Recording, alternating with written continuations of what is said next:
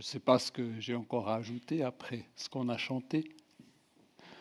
Peut-être voir quelques textes bibliques sur lesquels sont fondés ce que nous avons chanté. Et je vous invite à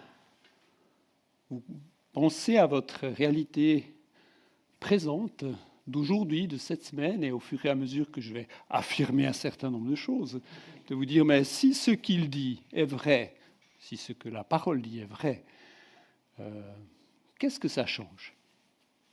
Ça vous va? Comme ça, vous êtes dedans ou pas, mais j'espère que vous serez dedans. J'aimerais commencer avec 2 petites histoires de voitures et d'amendes. Quand j'étais ado, j'étais un brin impertinent. Ah, oui. Je me souviens d'un dimanche où on venait du Simmental en voiture, et c'est mon frère aîné qui avait déjà son permis, qui conduisait. Et voilà que du coup, il n'a pas fait attention à une limitation de vitesse, et on est arrêté par un agent de police qui prépare l'amende. Et moi, je regarde, j'ouvre la fenêtre, et puis une fois qu'il a donné le billet, je lui demande, mais comment ça se passe ces amendes? Pourquoi une amende? Puis le policier, un Bernois, donc sympathique, n'est-ce pas? Il prend le temps pour expliquer à cet ado comment ça se passe. Quand on est reparti, j'étais instruit, informé, et un peu fier de moi aussi, parce que j'avais osé défier un agent de police.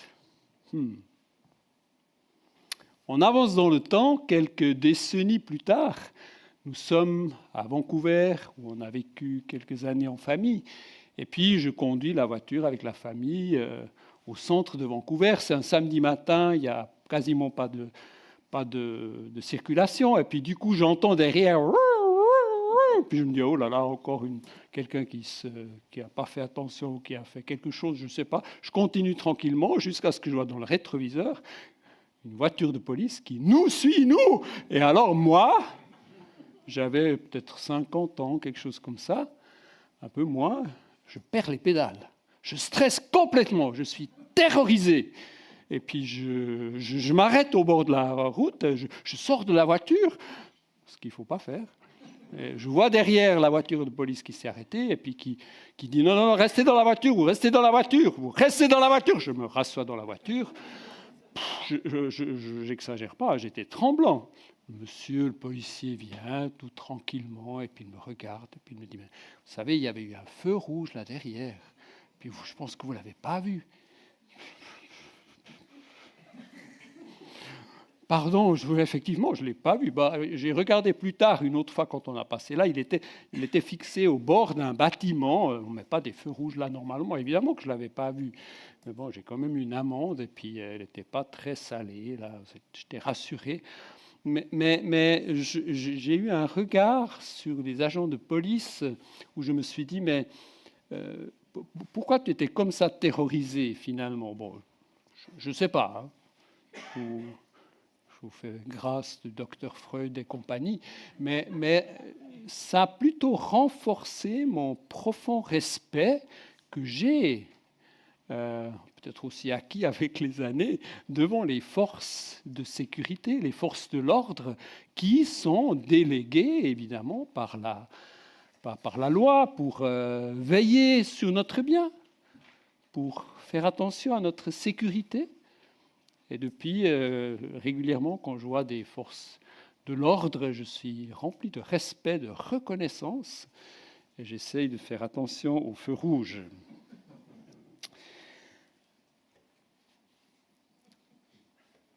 Regardons un peu l'ascension de Jésus-Christ. Tout d'abord, le moment dans l'histoire. Vous connaissez, je pense, ce texte. Ceux qui étaient réunis auprès de Jésus lui demandèrent « Seigneur, est-ce ce temps-ci que tu rétabliras, est-ce en ce temps-ci que tu rétabliras le règne pour Israël ?» Patricia l'a lu tout à l'heure. Jésus leur répondit « Il ne vous appartient pas de savoir quand viendront les temps et les moments, car le Père les a fixés de sa seule autorité. Mais vous recevrez une force quand l'Esprit Saint descendra sur vous. Vous serez alors mes témoins à Jérusalem, dans toute la Judée et la Samarie, et jusqu'au bout du monde. » Après ces mots, Jésus fut élevé vers le ciel, pendant que tous le regardaient, puis une nuée le cacha à leurs yeux. Ils avaient encore les regards fixés vers le ciel où Jésus s'en allait, quand 2 hommes habillés en blanc se trouvèrent près d'eux et leur dirent : « Gens de Galilée, pourquoi restez-vous là à regarder le ciel ? Ce Jésus qui vous a été enlevé pour aller au ciel reviendra de la même manière que vous l'avez vu s'en aller. »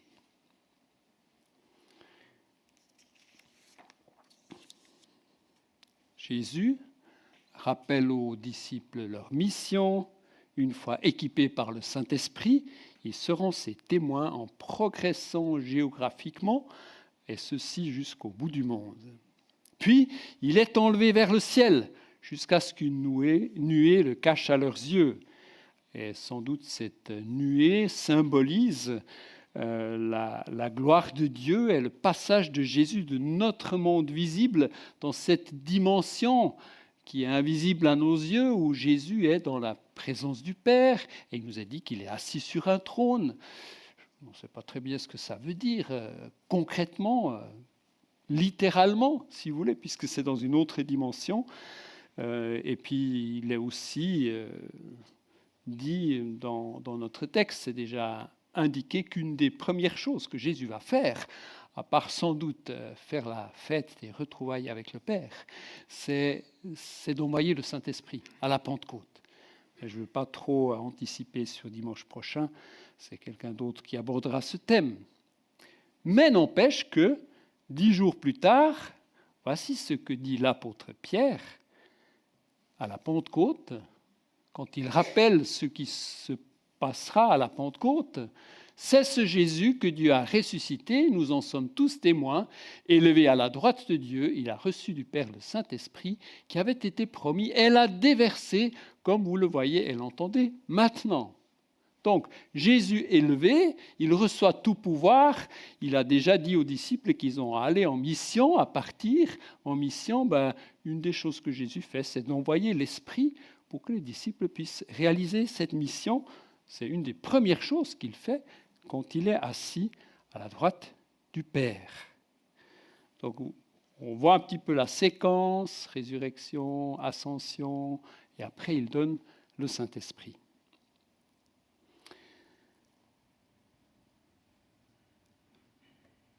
L'ascension de Jésus-Christ, plus son intronisation, assis sur le trône, il est roi des rois, comme on vient de le chanter et rechanter. Quelle signification ? Comme souvent, c'est l'apôtre Paul qui précise le sens profond des événements, en l'occurrence de l'ascension de Jésus. Et il s'avère qu'il lui tient particulièrement à cœur que nous comprenions l'autorité absolue de Jésus, assis sur le trône à la droite de Dieu. Il en fait même une fervente prière. Et peut-être quelqu'un serait d'accord de lire cette prière pour nous. Ça fera en 2 parties. C'est une prière de Paul. Écoutez bien si quelqu'un veut lire cette prière.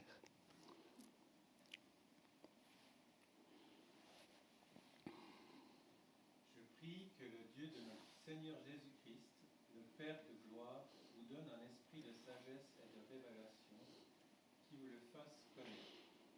Je prie qu'il illumine les yeux de votre cœur, pour que vous sachiez quelle est l'espérance qui s'attache à son appel, quelle est la richesse de son glorieux héritage au milieu des saints, et quelle est l'infinie grandeur de sa puissance, qui se manifeste avec efficacité par le pouvoir de sa force envers nous qui croyons. Cette puissance, il l'a déployée en Christ, quand il l'a ressuscité et l'a fait asseoir à sa droite dans les lieux célestes, au-dessus de toute domination, de toute autorité, de toute puissance, de toute souveraineté et de tout nom qui peut être nommé, non seulement dans le monde présent, mais encore dans le monde à venir. Il a tout mis sous ses pieds et il a donné pour chef suprême à l'Église qui est son plénitude de celui qui remplit tout en tout. En tous. Merci, Yves. Je ne sais pas si vous saisissez un peu ce que Paul dit, ce qu'il affirme. C'est plutôt vertigineux. Qu'est-ce que ça veut dire? Alors on y reviendra, mais peut-être la meilleure chose, c'est de proclamer encore une fois ce merveilleux nom qui est au-dessus de tout nom. Et je vous propose qu'on se lève et qu'on proclame, qu'on chante encore une fois ce Seigneur comme une confession de foi.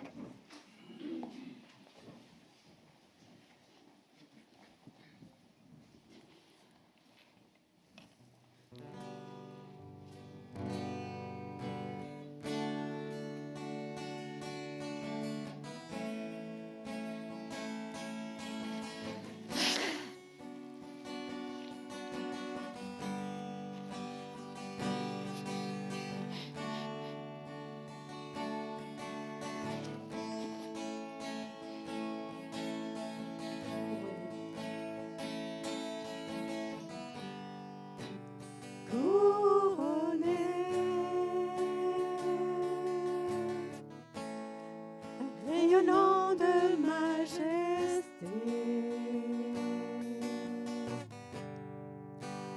tout l'univers proclame ta grandeur.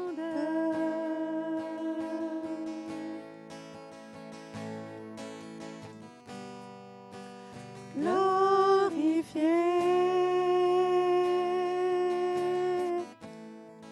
par les anges prosternés, tu es assis à la droite du Père. Jésus.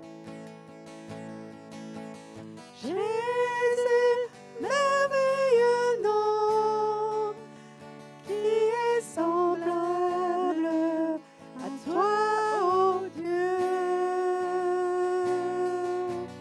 Jésus, ton précieux nom est digne d'hommage.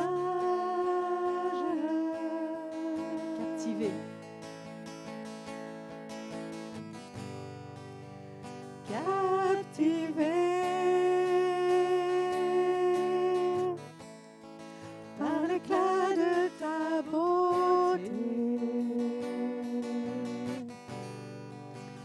nos voix s'élèvent pour te rendre gloire. Captivé.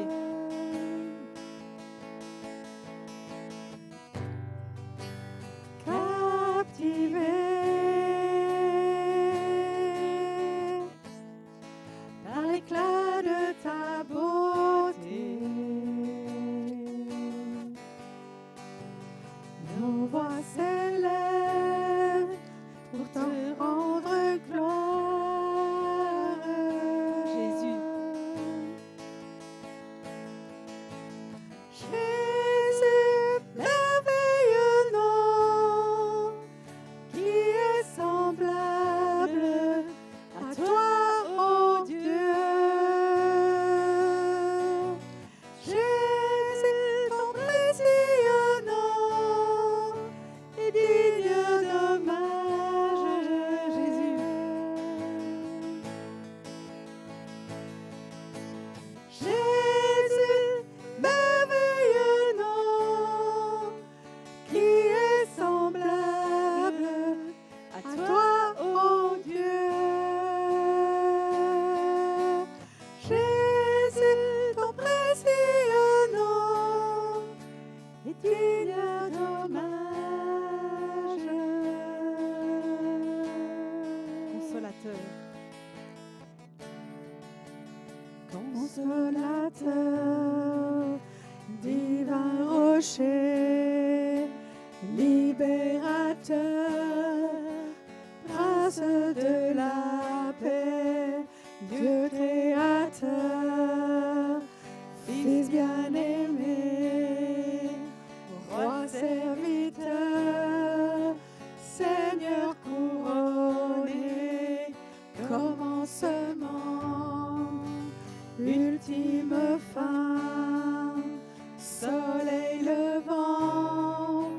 Étoile du matin, Dieu tout-puissant, trois fois saint, Sauveur vivant, Maître souverain, Consolateur, divin rocher, libérateur, Prince de la paix, Dieu créateur, Fils bien-aimé, Roi serviteur, Seigneur couronné, commencement, ultime fin, soleil levant, étoile du matin, Dieu tout-puissant,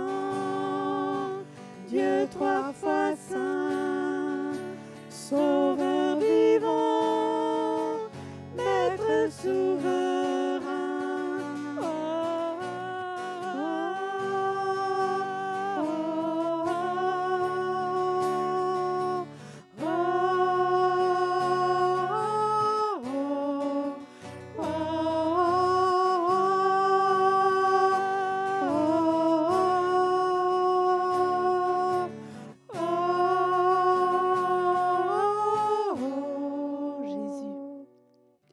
Jésus, merveilleux nom, qui est semblable à toi, ô Dieu. Jésus, ton précieux nom est digne d'hommage.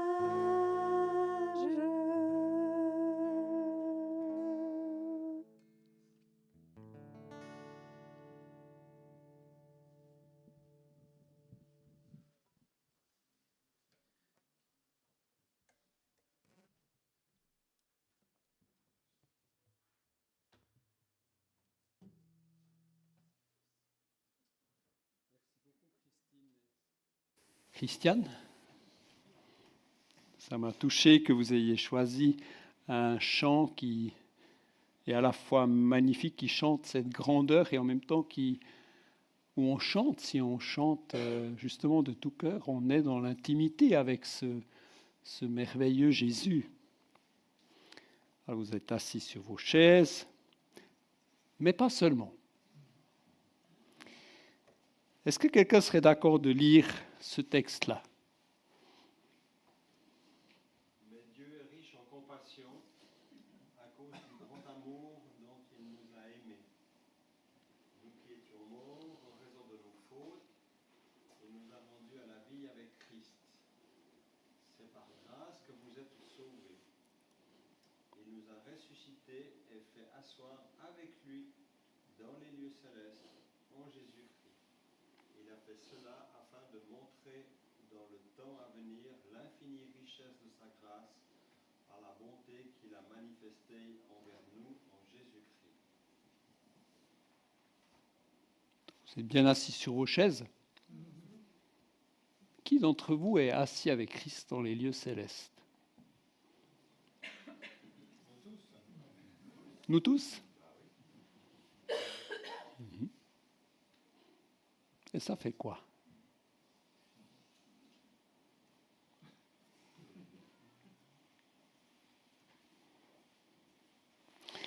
La vie nouvelle que nous avons parce que nous sommes unis à Christ implique une position de choix quant aux réalités spirituelles de l'existence. Notamment, cette position, c'est d'être unis au Christ souverain, en sorte que Paul peut affirmer que nous sommes assis avec Christ dans les lieux célestes. Comment est-ce que c'est possible? Lorsque Jésus est monté au ciel et s'est assis à la droite du Père, à part de fêter ses retrouvailles divines, comme je l'ai dit tout à l'heure, il nous a donné son esprit. Si nous pouvons être assis avec Christ dans les lieux célestes, être dans cette position qui nous donne un regard particulier sur les réalités, notamment spirituelles, c'est parce que Dieu nous a donné son Saint-Esprit. C'est en étant unis par le Saint-Esprit au Christ élevé, souverainement élevé, que nous pouvons être en lien avec Jésus. Alors que certains peut-être vivent des expériences visionnaires, ça c'est bien possible. Moi, ça ne m'arrive pas très souvent, et puis ça ne me gêne pas. Mais disons, on peut recevoir ce discernement pour voir des réalités spirituelles et puis de pouvoir comprendre et, idéalement en tout cas, agir en fonction, parce que nous sommes assis avec Christ dans les lieux célestes. Le Saint-Esprit vient nous éclairer intérieurement, nous apportant cette perspective spirituelle d'en haut, mais cela ne s'arrête pas là. Comme notre Seigneur détient depuis son ascension toute autorité et tout pouvoir sur toute autre autorité et pouvoir, nous partageons dans une certaine mesure cette autorité. Je dis dans une certaine mesure. Et cette autorité, elle est absolument indispensable pour pouvoir servir efficacement dans la mission d'être ses témoins, et que Jésus résume ainsi à la fin, par exemple, de l'évangile de Marc. Alors, qui est d'accord de lire cet appel, cet envoi en mission dans l'évangile de Marc ?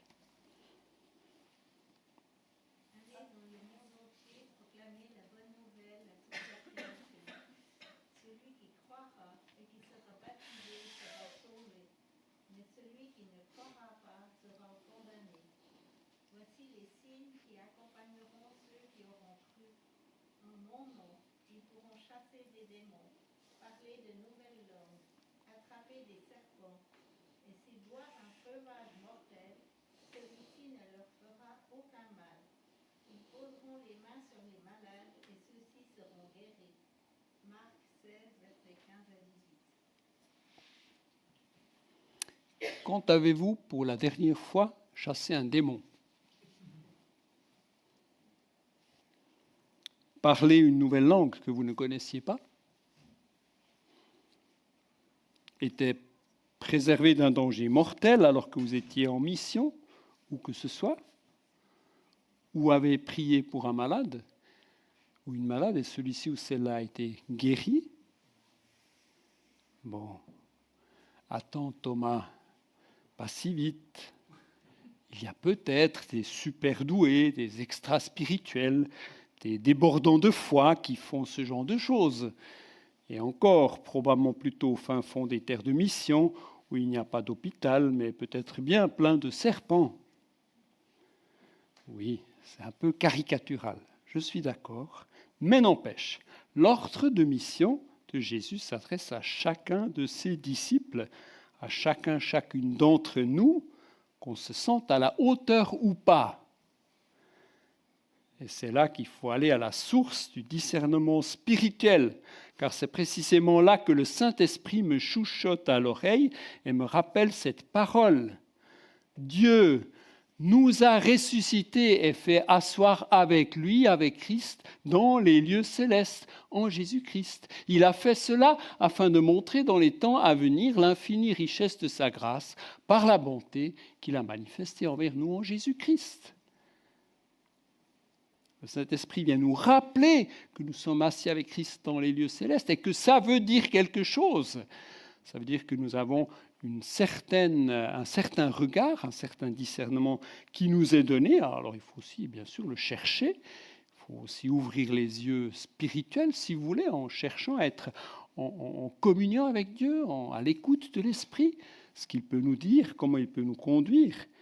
Mais à partir de là, nous avons cet incroyable privilège de pouvoir être mandatés par Dieu, ça veut dire avoir l'autorité, le pouvoir que Dieu nous délègue. Et s'il vous plaît, n'oublions pas de le mettre en pratique. Et pour cela, il faut de la simplicité et de la puissance. Je dis exprès de la simplicité, parce que je vois en moi-même toutes les raisons qui font que, non, déjà je ne suis pas à la hauteur. Alors, prends de la hauteur. Jésus nous confie la mission. En fait, être assis avec Christ dans les lieux célestes, c'est une autre manière de dire que nous sommes sel de la terre et lumière du monde. Car oui, Dieu nous a ressuscités et fait asseoir avec lui dans les lieux célestes en Jésus-Christ. Il a fait cela, et c'est ça qu'il ne faut pas louper. Il a fait cela afin de montrer dans les temps à venir l'infinie richesse de sa grâce par la bonté qu'il a manifestée envers nous en Jésus-Christ. Mesdames et messieurs, vous êtes quelqu'un. Vous êtes des fils et des filles du Père. Vous êtes des enfants de Dieu et c'est en vous, oui, en chacun de vous, que Dieu veut montrer l'infinie richesse de sa grâce par la bonté qu'il a manifestée envers nous en Jésus-Christ. Alors oui, c'est Paul dans toute sa complexité, mais retenons peut-être une seule chose. Par votre manière de répondre et d'être celle de la terre et lumière du monde, vous allez montrer la bonté de Dieu dans l'infinie richesse de sa grâce, parce que c'est Dieu. Mais vous allez montrer la bonté de Dieu. Vous n'allez pas prouver que vous êtes capable de ci, de ça. Vous n'allez pas recevoir déjà une couronne et puis on sera tout content. Non. Vous allez montrer, manifester la bonté de Dieu. La bonté de Dieu. Être assis avec Christ dans les lieux célestes est une métaphore qui parle de l'incroyable honneur qui est le nôtre. Jésus, le Fils de Dieu, le souverain roi de l'univers, partage avec nous son autorité et son pouvoir. Et nous vivons ce privilège ici sur terre. Oui, non, on ne fait pas une sorte de fuite dans une sphère spirituelle. C'est ici sur terre que le Saint-Esprit vient nous éclairer, là où on est. Et c'est ainsi que Dieu vient exaucer notre prière, que ta volonté soit faite sur la terre comme au ciel. Elle se manifeste quand nous sommes celle de la terre et lumière du monde. Vous avez vu la finalité de tout cela, c'est que la bonté de Dieu soit manifestée. Et qu'est-ce que nous-mêmes, qu'est-ce que nos voisins, qu'est-ce que ce monde a besoin de cette bonté de Dieu? C'est elle qui vient donner le goût à la vie. Du coup, en ayant pris de la hauteur, je pense pouvoir être à la hauteur de cette mission parce que Dieu est avec moi, est avec nous, parce qu'il prend plaisir de montrer sa grâce infinie qui se manifeste dans notre salut et dans la mission que nous exécutons, à la fois en simplicité et avec puissance. Et tout cela, ce sera l'incroyable honneur qui est le nôtre. Jésus, le Fils de Dieu, le souverain roi de l'univers, partage avec nous son autorité et son pouvoir. Le ciel vient sur la terre, là où le règne de Dieu se manifeste concrètement. Alors, je vais conclure et je vais revenir aux 2 anecdotes racontées au début. Le point que j'aimerais faire, c'est que je ne sais pas comment vous venez de recevoir ce que j'ai partagé avec vous maintenant face à vos réalités. Peut-être, ouais, exactement, c'est ce qu'il me faut. Et je sais ce que j'ai déjà fait. Est-ce que je vais continuer de faire? Mais peut-être aussi, ouais, cool la théorie, puis la pratique. Ou peut-être aussi vous êtes un peu ambivalent. Ah, mais c'est un peu extrême. Oui, mais vraiment, est-ce que face au monde, on peut croire tout ça? Les agents de police que j'ai rencontrés étaient tous les deux, et puis ceux dans la voiture, étaient vraiment, j'ose le dire, sympas. Ils étaient bienveillants. Ça aurait pu être autrement, ce n'est pas toujours le cas. Mais la loi derrière, l'autorité derrière, elle est la même. Elle est donnée. Ils ne l'ont pas inventée ou établie eux-mêmes. Jésus nous envoie en mission. Nous ne partons pas en inventant nous-mêmes notre autorité. Alors oui, il faut être créatif et inventif quant à la manière de l'exercer. mais l'autorité, elle nous est donnée. Et quand je chasse un démon, parce que ce n'est pas réservé à des spécialistes si jamais, je le fais avec l'autorité que Dieu me donne. Si je prie pour un malade et il est guéri, je le fais avec l'autorité que Dieu me donne. Et si la personne n'est pas guérie, ce n'est pas mon échec. Je crois que ce n'est pas non plus l'échec de Dieu, mais ça c'est une autre question. Donc, pas non plus l'échec de la personne. C'est un petit peu plus compliqué, mais ce sera pour une autre fois. Donc, Jésus, puisque nous avons chanté, puisque nous croyons qu'il est roi des rois, puisque c'est ce qui nous meut, c'est ce qui nous motive, cette autorité nous est donnée. Alors, prions pour le discernement et essayons d'obéir, prendre des risques. Puis des fois, dire, non, ce n'est pas le moment, pas de souci. Dieu, il est plein de passion, plein de patience, et il nous accompagne. Qu'au travers de notre vie, son autorité soit manifestée et qu'on puisse voir de qui nous sommes agents, du roi des rois.